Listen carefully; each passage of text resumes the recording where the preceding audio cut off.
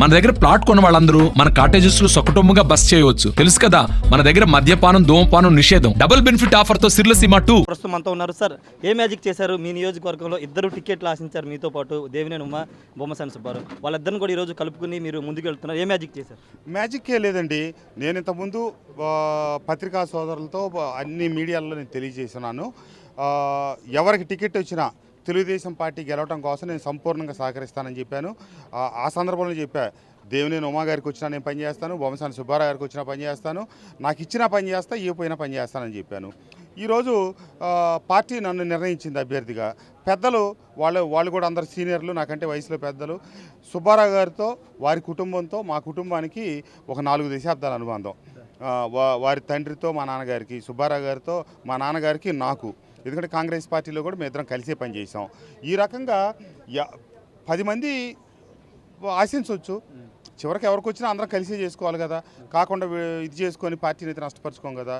అదే దీని మీద ఉన్నాం. నేను బేషరతుగా ముందే చెప్పాను, నాకు ఉమా గారికి వచ్చినా నేను పనిచేస్తా, సుబ్బారావు గారికి వచ్చినా పనిచేస్తా అని చెప్పి పార్టీ నిర్ణయం అందరికి. కాబట్టి దానికి ఇబ్బంది. మీకు సీటు ఇస్తే అసలు పార్టీ వ్యతిరేకంగా పనిచేస్తాం, సీటు ఇవ్వకూడదని ర్యాలీలు చేసినటువంటి ఇద్దరు నేతలు మీరు కలిశారు, అంటే కలుపుకుని వెళ్తున్నారు. దానికి ఏముందండి అంత అదేం ప్రశ్న? అది కలుపుకొని వెళ్తాం, కలుపుకొని వెళ్ళాలి. ఒక అభ్యర్థిగా నన్ను చంద్రబాబు నాయుడు గారు ప్రకటించిన తర్వాత రాజకీయ వైరుధ్యాలతోనో, విభేదాలతోనో, లేకపోతే ఇతరతో కొన్ని విమర్శలు గతంలో చేసుకుని ఉండొచ్చు. కానీ ఒక గూట్లో ఒక దాటి మీద నడిచేటప్పుడు కలిసే ప్రయాణం చేస్తాం కదా. నేతలు కలిశారు, కేడర్ కూడా కలవబోతున్నా? కేడర్ మొత్తాన్ని కలుస్తా ఉన్నాను, కలుస్తాను కూడా. మీరు పెంచిన మొక్క తిరుపతి చేస్తున్నారు, మిమ్మల్ని అభ్యర్థిగా ప్రకటించిన తర్వాత ఆయన నాన్ లోకల్, ఇక్కడ పోటీ చేయడం అర్హత లేదని కామెంట్ చేస్తున్నారు మీరు. ఇప్పుడు ఇదే తిరుపతిరావు నా ఎమ్మట తిరిగినాడు. ఆ రోజు నేను నాన్ లోకల్ తెలుసు కదా. అదే తిరుపతిరావుని నేనే అక్కడ జడ్పీటీసీగా పెట్టి గెలిపించాను.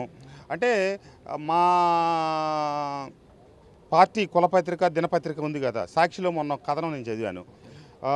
తిరుపతిరావు సామాజిక బాధ్యతలు నిర్వర్తిస్తుంటే అది గుర్తించి జగన్మోహన్ రెడ్డి గారు జడ్పీటీసీగా టికెట్ ఇచ్చారని చెప్పారు. ఈ ప్రపంచంలో ఈ 2024 సంవత్సరానికి అది పెద్ద జోకు. ఎందుకంటే తిరుపతిరావు అనే వ్యక్తి ఒకడు ఉన్నాడని చెప్పి జగన్మోహన్ రెడ్డి గారికి గతంలో తెలియదు. నేను సామాజిక సమీకరణాల భాగంగా మైలవరం నియోజకవర్గంలో గౌడ సామాజిక వర్గం నుంచి, అలాగే ఒడ్డెర సామాజిక వర్గం నుంచి, అలాగే యాదవ సామాజిక వర్గం నుంచి, బీసీ నుంచి భిన్న సామాజిక వర్గాలకు ప్రాతినిధ్యం కల్పించాలనే దాంట్లో భాగంగా అక్కడ కుర్రాడు కాబట్టి నేను తిరుపతిరావుని తీసుకొచ్చి పెట్టి జడ్పీటీసీని చేయడం జరిగింది. సరే, ఇప్పుడు నాన్ లోకల్ అంటారా? ఈ మాట మొన్న కేసీఆర్ నాని గారు చెప్తా ఉన్నారు. సర్నాల తిరుపతిరావు పక్కా లోకల్కే ఓటేయండి అని చెప్పి. నేను అడుగుతా ఉన్నా, కేసీఆర్ నాని గారు, మీకు 2 సార్లు ఈ ప్రాంత ప్రజలు, ఈ విజయవాడ పార్లమెంటరీ కాన్స్టిట్యున్సీ ప్రజలు ఓట్లేసి గెలిపించారు. మరి మీరు విజయవాడ పార్లమెంటరీ కాన్స్టిట్యున్సీ పరిధిలో ఉన్నారా, లేకపోతే మీరు బయట ఉన్నారా? నాకు తెలిసి ఆయన మరి ఈ గన్నవరం నియోజకవర్గ పరిసర ప్రాంతాల్లో ఉంటున్నారు పరిధిలో. ఆయన ఇక్కడికి వస్తే మరి ఇక్కడ పోటీ చేసినప్పుడు ఆయన లోకల్ ఆయన ఆలోచించుకోవాలి ఎక్కడ ఎవరికి ఏ పరిస్థితి. ఎందుకంటే అక్కడున్న పరిస్థితులకు అనుగుణంగా పార్టీ నిర్ణయం తీసుకుంటుంది. ఇప్పుడు మనకైతే ఒకటి, ఎదటోళ్ళకైతే ఒకటి, ఇట్లా ఇన్ని విషయాలు రాజకీయాల్లో సహజంగా మాట్లాడతారు. కానీ ప్రజలు అంతిమ నిర్ణేతలు. గతంలో నాన్ లోకల్ అన్నప్పుడు ప్రజలు తీర్పు ఇచ్చారు, ఈ నాన్ లోకల్ అన్నప్పుడు తీర్పు ఇచ్చారు. ఎవరేంటి అన్నది కాదు, అభివృద్ధి ఎంత చేసాం, అభివృద్ధి ఏం చేసాం, అభివృద్ధి ఏం చేయగలుగుతాం, అవగాహన ఏ మేరకు ఉందన్నదే ప్రధానం.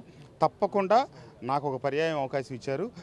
ఈ సంక్షేమంగా సాగే ఈ రోజుల్లో, ఈ పరిస్థితుల్లో బటన్ నొక్కితేనే అభివృద్ధి జరగకుండా కేవలం సంక్షేమం కొంతమేరకు జరుగుతున్న పరిస్థితుల్లో అభివృద్ధికి నేను ఒక శాసనసభ్యుడిగా ఏమి ఇక్కడ నిధులు లేని పరిస్థితిలో కూడా కలెక్టర్లు కావచ్చు, పక్క పార్టీల ఎంపీలను కావచ్చు, నా పరిధిలో ఈ చుట్టుపక్కల 4 నియోజకవర్గాల్లో, పశ్చిమ కృష్ణాలో ఉన్నటువంటి గ్రామీణ నియోజకవర్గాల్లో అత్యధికంగా అన్ని విభాగాల్లో నేనే నిధులు తీసుకొచ్చి అభివృద్ధి చేయడానికి ప్రయత్నించాను. కాబట్టి రాబోయే రోజుల్లో కూడా తప్పకుండా చేస్తాను. ముగ్గురు కలిసారు, ఎలక్షన్ వన్ సైడ్గా ఉండబోతుందండి. ఇప్పుడు వెనకటి రోజుల్లో యుద్ధాలంటే కత్తులు, తుపాకులు పట్టుకొని రకరకాల యుద్ధాలు జరిగాయి.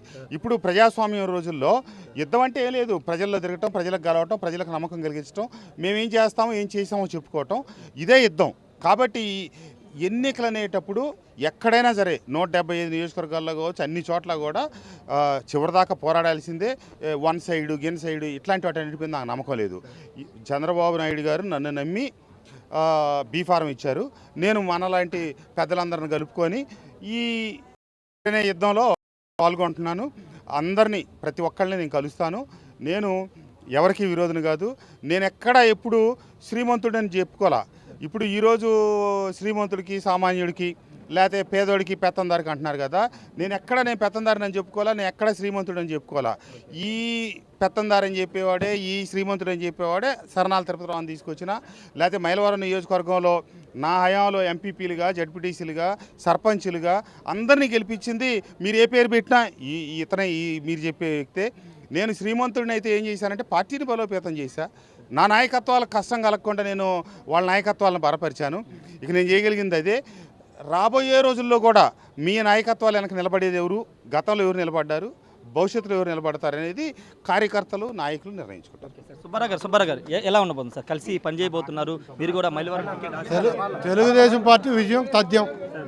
కలిసి పనిచేయబోతున్నారు పూర్తిగా. అంటే క్యాడర్కి ఏం చెప్పబోతున్నారు? మీ క్యాడర్కి తెలుగుదేశం ఈ రాష్ట్రంలో ఉన్న పరిస్థితుల మేర చంద్రబాబు గారిని ముఖ్యమంత్రి చేయడం మా అందరి బాధ్యత. సార్ ఓకే సార్, ఖచ్చితంగా చంద్రబాబుని ముఖ్యమంత్రి చేసుకోవడమే అందరి లక్ష్యం, అంతిమ లక్ష్యం అని చెప్తున్నారు. బొమ్మసాని సుబ్బారావు, వసంత కృష్ణప్రసాద్ కలిశారు. క్యాడర్ కూడా కలవబోతుందని వసంత కృష్ణప్రసాద్ చెప్తున్నారు. గతంలో కొన్ని విభేదాలు ఉన్నాయి, పార్టీ పరంగా అది జరిగింది, కానీ ఎక్కడ వ్యక్తిగతంగా ఎవరి మీద విమర్శలు, ఆరోపణలు చేయలేదని చెప్తున్నారు. ఖచ్చితంగా ఇక్కడ ఎలక్షన్ అయిన యుద్ధంలో టీడీపీ మైలవరంలో గెలవబోతుందని వసంత కృష్ణప్రసాద్, బొమ్మసాని సుబ్బారావు చెప్తున్నారు. Camera person ప్రసాద్తో Rayesh RTV Vijayawada నుండి.